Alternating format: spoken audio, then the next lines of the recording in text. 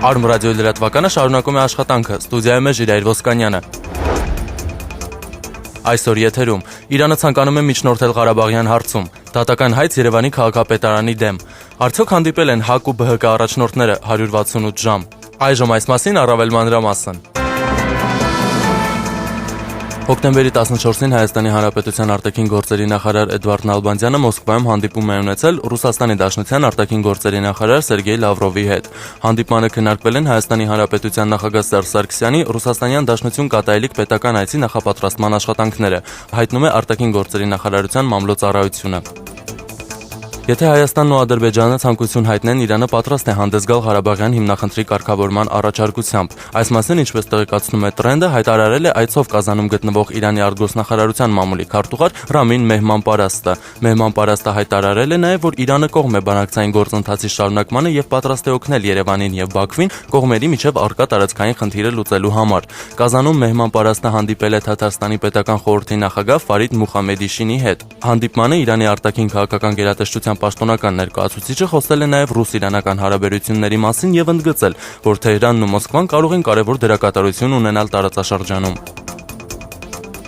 Ադրբեջանական կողմը մեկ շաբաթում հրադադարը խախտել է 260 անգամ։ Համաձայն Պաշտպանության բանակի օպերատիվ տվյալների անցած շաբաթվա ընթացքում Ղարաբաղի ադրբեջանական հակամարտ զորքերի շփման գծում հակառակորդի կողմից հրադադարի պահպանման ռեժիմը խախտվել է ավելի քան 260 անգամ։ Ադրբեջանական բանակի առաջապահ ստորաբաժանումները տարբեր դրամաչափի հրաձգային զինատեսակներից հայկական դիրքերի ուղղությամբ արձակել են շուրջ 1300 կրակոց։ Պաշտպանության բանակի լրատվության եւ քարոզչության բաժնից նաեւ հայտնում են, որ չնայած ադրբեջանական կողմի դրսեւորած այս օրինակ ակտիվությանը, Պաշտպանության բանակի դիրքապահ ուժերը ձեռնպահ են մնացել համարժեք գործողություններից եւ հակառակորդի նախահարձակ մարտավարությանը պատասխանել խիստ անհրաժեշտության դեպքում։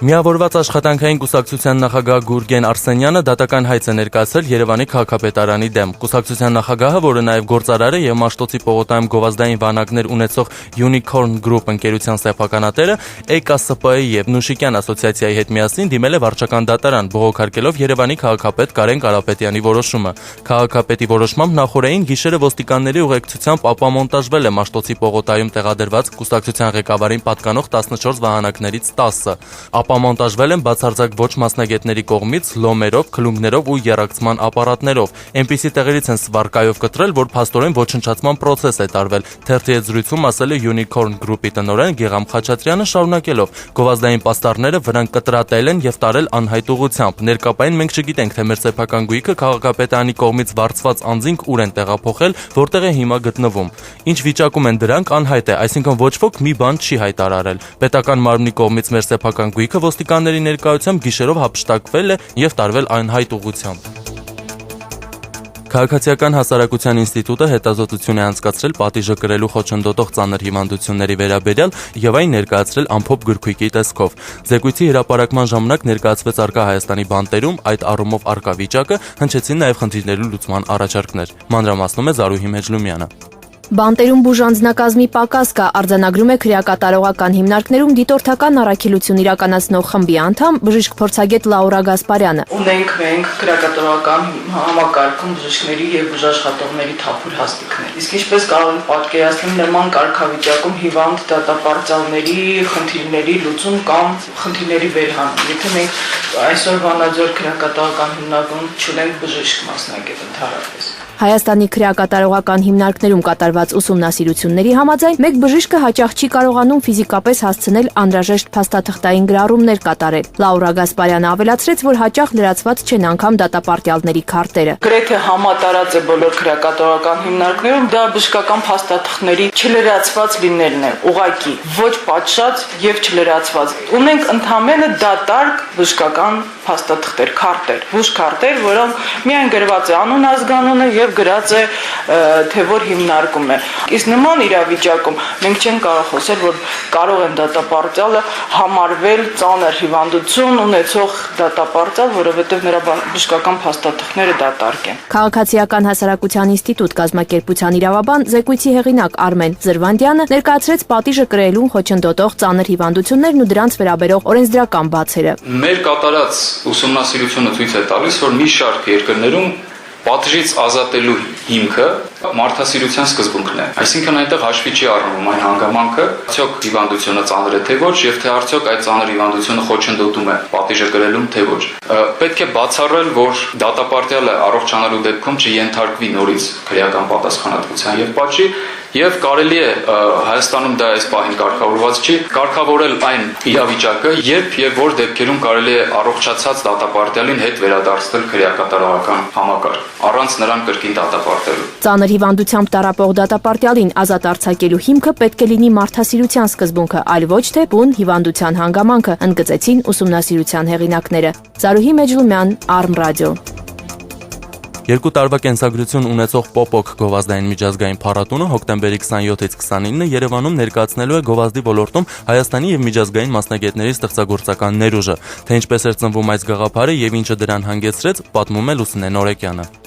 Արտաքինից ամուր կաղապարով, ներսից լի մտքերով, որոնք նուրբ եւ փափուկ են։ Այսպես են մեկնաբանում Երևանյան գովազդի երկրորդ փառատոնի կազմակերպիչները փառատոնի Պոպոկ անվանումը եւ բացատրում, որ POP-ն գովազդային աշխարհում հայտնի հապավում է եւ նշանակում է գովազդ վաճառքի վայրում։ Այս ամենից բացի Պոպոկն ունի նաեւ այլ բացատրություններ, ասում է փառատոնի հիմնադիրներից մեկը ռադիովանի տնօրեն Շուշանիկ Արևշատյանը ու ավելացնում. Սիրեցինք անգամ այդ անունը, որտեղ մեջը կա pop, okay տարբերակ, որ pop, այսինքն պոպուլյարն է, հա, եւ okay, դա ինքը շատ գեղեցիկ կարար ինտերպրետացիա ունենար դիզայնի մեջ, իր հետ կարելի էր խաղալ, եթե դա ջարդենք, այդ pop-ը շատ է նման մարդու ուղեղին, որտեղ մարդու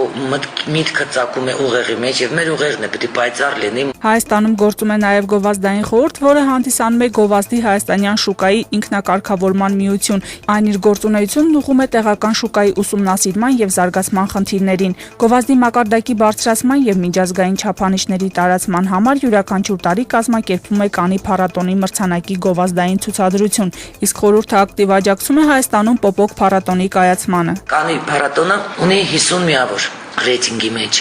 Կիևսկի փառատոնը նա ունի 5 վարկանիշ, Պոպոկը ունի այսօր 1 վարկանիշ։ 10-ի մեջ մենք կանք։ Գովազդային նման փառատոնը կազմակերպվում է մրցաշարի համար կրթելով 3 հիմնական օղակի՝ գովազդատուին, գովազդ պատվիրողին եւ գովազդը սպառողին, ասում է փառատոնի տնօրեն Ռաֆին Նիզիբլյանը եւ ավելացնում, որ այն նպաստելու է Հայաստանում գովազդի շուկայի բարձրացմանը։ Մեր մասնակիցները եւ Հայաստանից եւ արտասահմանից ավելի ողջավորված կմասնակցեն, իմանալու, որ բացի մրցանակ ձեռք բերելուց իրենք կարող են նաեւ ունենան ռեյտինգ։ Դա բերում է իրեն հետ այլ առավելություններ։ Պատվիրատու գազագերբությունները արդեն պիտի սկսին հասկանալ, թե իրենք ում են պատվեր տալիս։ Մրցութային ցանկում ընդգրկված են սոցիալական եւ կոմերցիոն 6 գովազդներ, 6 անվանակարգերում հեռուստատեսային, ռադիո, ինտերնետային, տպագիր, մարքեթինգային արդյունավետություն եւ գրաֆիկական դիզայն։ Սրան որպես լրացում այս տարի ավելանում է եւս 1 անվանակարգ, ասում է Հայաստանի գովազդատուների խորհրդի նախագահ Արզուման Հարությունյանը։ Քանի որ մենք խնդիրում ենք շուկայի զարգացման, մենք նաեւ այս տարի որպես նոմինացիա մտցրեցինք նաեւ դերևս այսպես կոչված չտարածված գովազդների համար առանձին նոմինացիա ստեղծեցինք, որպեսզի չզրկենք սկսած ուսանողներից, վերջացրած ուրեմն իսկապես շատ գործեր կան, որ պատվիրատուն չի ընդունել, բայց արժանի է, որ նա փառատոնում, որտեղ նա կարող է զարգացման ինչ-որ դետալ էլեմենտ բերել։ Փառատոնի հրավերին նախորդ տարի արձագանքել է 26 պետություն 54 քաղաքներից։ Կազմակերպիչների խոսքով ակնկալիքներ կան, որ այս տարի եւս կլինեն գովազդի համաշխարհային ճանաչում ունեցող մասնագետներ, որոնցից ոմանք կընդգրկվեն ժյուրիի կազմում, իսկ ոմանք էլ կվարեն վարպետության դասեր։ Սահմանված մրցանակը արձանիկ է պատրաստված ընկույզի կեղևից, տերևից եւ փայտից։ Լուսինե Նորեկյան, Arm Radio։ Այս ժամի համար նախատեսել էինք այսքանը, թողարկման վերջում հավելեմ, որ ԱՄՆ դոլարը այսօր գնվում է 375-ով, եվրոն 517-ով, օդի ջերմաստիճանն այժմ +22 է։